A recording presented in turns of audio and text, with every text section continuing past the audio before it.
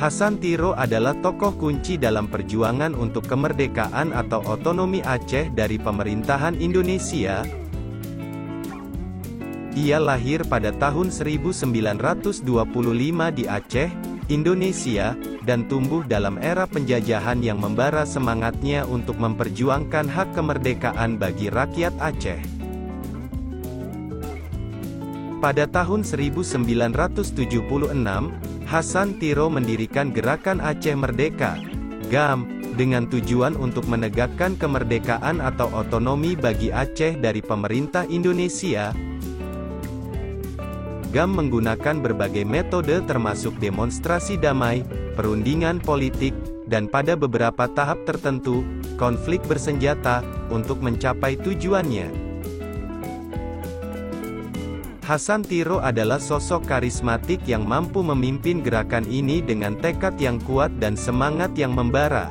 Namun, perjalanan menuju kemerdekaan Aceh tidaklah mudah.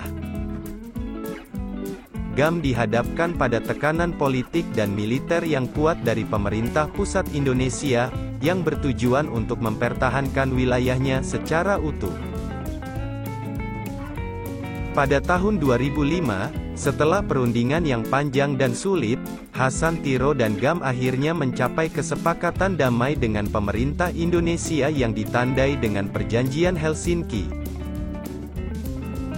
Kesepakatan ini mengakhiri konflik bersenjata yang berkepanjangan antara GAM dan pemerintah Indonesia serta membawa harapan akan otonomi yang lebih besar bagi Aceh.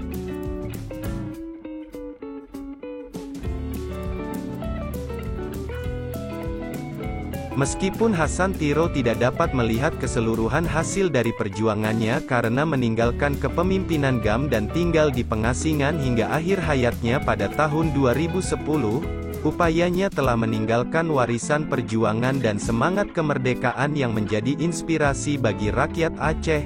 Gerakan yang dipelopori oleh Hasan Tiro terus menjadi bagian dari sejarah dan semangat kemerdekaan yang tetap hidup di Aceh hingga saat ini.